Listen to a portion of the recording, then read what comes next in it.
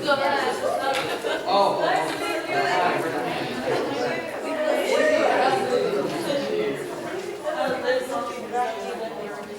guys. Let's roll on. Okay. I would like to kick off the event thanking my speakers. We've got Lieutenant Ball from the Department of Labor, Kristen Smith from United States Immigration Services, Richard Manning from Manning and Gordon. Richard has been practicing immigration and naturalization for over 38 years. You should go and Google their names after the event. You will appreciate all that time with us today. I would also like to thank Ikra, who's not here today, Reshma, Lucas, Mamtara, and all of the kids, Andy, who helped us market this event. Just so to let you know, nobody is paid. We didn't pay anything for these kids who market the event. And to the speakers, everybody is here for charitable reasons only. Just so to let you know who did the marketing and who cared for it. My name is Wazenn. I'm the founder of the nonprofit organization, The Bind. The nonprofit was formed in 2012. On a national level, we are a public charity.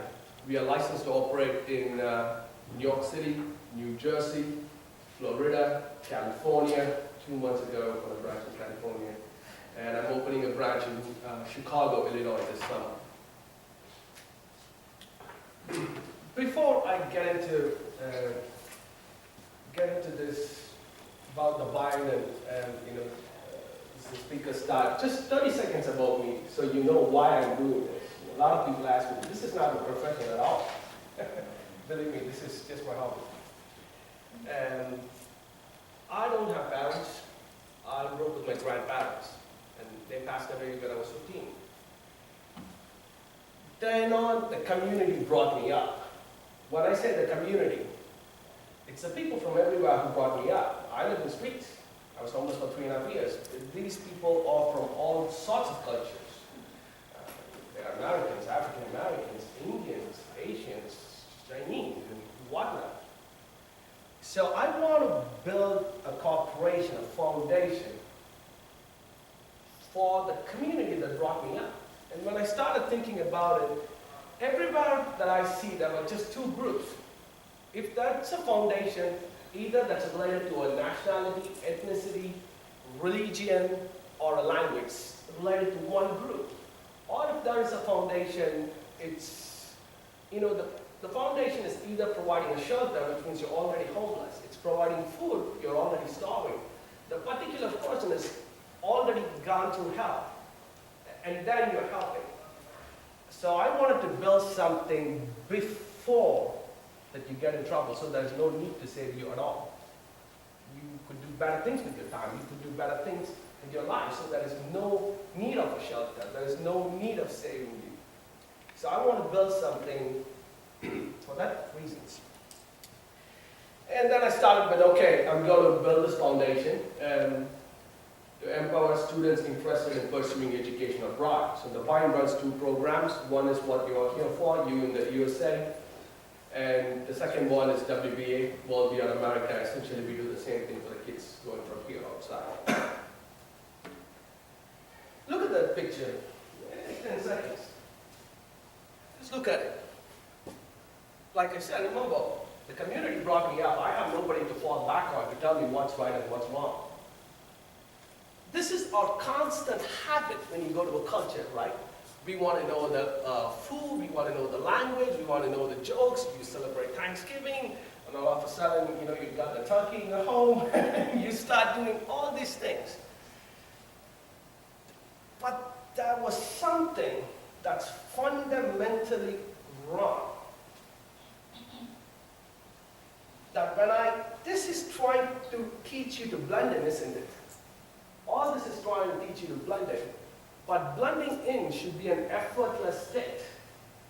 It should naturally happen. That's the very word blend in means. But when you put an effort, something was not right. We'll get to this picture later, but just remember, there was something missing in this picture. The way that I see culture and what's missing in that picture is the legal system. What makes a country what it is today? Yes, it's a group of people. Yes, their manners, language, religion, everything is true. But so is the law. And knowing the system, the labor, federal, and immigration laws, helps you build commercial value for yourself.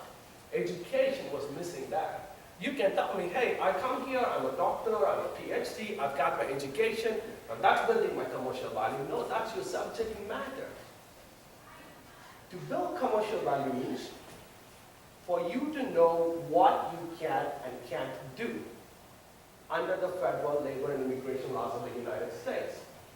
It also means what the other person can and can't do under the federal labor and immigration laws of the United States. I say federal because federal laws applies to all, whether you're immigrant or not.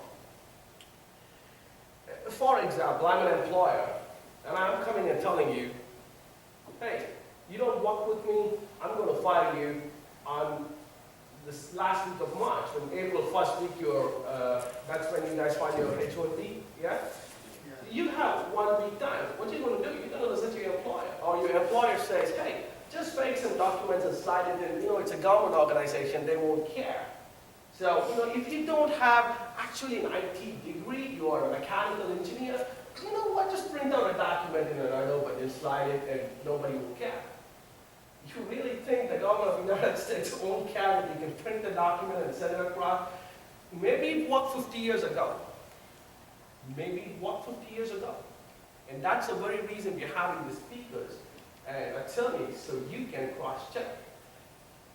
And when the other person says is you should be able to question or get the right counsel so you know what the truth is. If this person saying is true or not. And you have to know that without that knowledge, right? Because you don't want to piss off your employer asking all the questions. You would just say yes, but then you still see a lot of things in the internet. But you need to hear it from the right person. And that, with your education, now you can build commercial value. Now you've got education, now you know what you can and can't do, you know the repercussions of doing something wrong, you know what the other person can and can't do. You have options, and any idiot can give an answer to a question. But my experts will give you options, just not one answer. And they will also give you impacts. You know, if you do this, this is what's going to happen. If you want to go and do it, do it. But they will give you the impacts. And that commercial value essentially brings you prosperity, that brings happiness. And when you're happy, you will love what brought that happiness, people. And people is nothing but culture. It's a group of people. What you're doing now is the other way around. That is the problem with that picture. It tells you to blend in falsely, a fallacy. And when you blend in with people without, you know, then you try to blend in knowing all these jokes, all these foods and manners, you think that's going to make you happy. And you're going to build a commercial value out of it by marrying a green card holder or whatever it is. When that doesn't happen, you end up blaming where it all started, the culture. You know, you have resentment, contempt to your friends, and you think they are something bad. They're not that.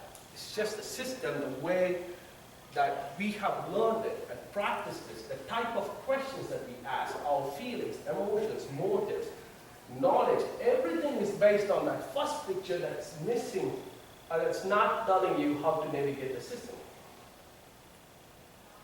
Our events happen once in fall, once in spring. So if you miss the fall event, you can come to spring. If you miss the spring event, it's in fall. And the speakers, you know, there are students who ask me, you know, do I give a legal advice? Do we say anything? We don't tell you anything, except for this 5-10 minutes. I'm done. Whatever you're hearing from the people who work for the government of the United States and ABA accredited U.S. attorneys. And they don't work for us. So just want to let you know, you're hearing from the source. That's the main purpose of the event. The main job of United States law enforcement hear what you want to hear, say what you want to say, is to maintain peace. Please, I think it's important for students to know that. There is nobody in the U.S. law enforcement who's roaming around with a stick to make your life harder, to send you out of the country. That's not what we are. That's not what the government of the United States does. People like Leon Spock, who start after me, who does day-to-day activities to make sure that you are getting paid. You know, your employer is paying you, nobody is cheating you, nobody is using you. And immigration services, they just need the documentation. And the nonprofit is also trying to bridge the gap, right? That fear. Oh my God, you know, if I do something, they're going to send me out. No, really not. And before I wrap up, I want to say this and wrap up. Our events, my speakers, and myself, we are not promising you we're going to solve your problems. We really don't. What we are telling you is we will tell you the truth when you come to us today. Or I don't know, 2 years later, maybe you're nervous, you're in a problem. We will tell you the truth, and so will they. In truth, that is wisdom. In wisdom, that is freedom. Fight for your freedom and free yourself. Thank you.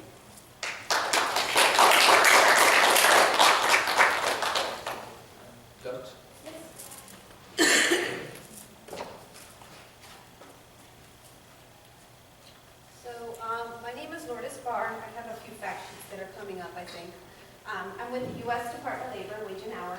I've been an investigator for 17 years, and just recently got promoted to community outreach and planning specialist. But within the 17 years, you know, I've seen a plethora of, you know, all sorts of laws. We enforce the minimum wage, overtime child labor, FMLA, government contracts, H-1Bs, H-2As, H-2Bs. Those are the laws that we enforce. Now today we're going to be talking about H-1B in particular, but if you guys have questions or concerns about these other laws, you're going to have my contact information. I'm sure Nithesh will have it for you. So the Department of Labor enforces the H-1B. And so an employer petitions with USIS and says, you know, I'm going to be needing, I don't have qualified workers, so I'm going to be needing some workers, and they get the special visa for a skilled labor. You have to be skilled. And so the process goes through USIS, it gets accepted, and so we're then looking at, is there any violations? Because even though you're coming in as a international or H-1B visa, the employer has a lot of responsibilities in order to make sure that they pay you correctly. And if they don't do that, then they can be barred and not get the visas or be part of the program. Okay, so I don't know what your seniors or if you're thinking of the H-1B, but it is definitely a good way to come into the country and stay with an employer. And I see it all the time where they can transfer it to different employers. But what you want to be careful with, okay, good, we have the fact sheets up, is that you want to know what your rights are. Okay, so again, the Department of Labor is the one that takes the complaints of an aggrieved party, and we can also take a complaint from a credible source, and we can take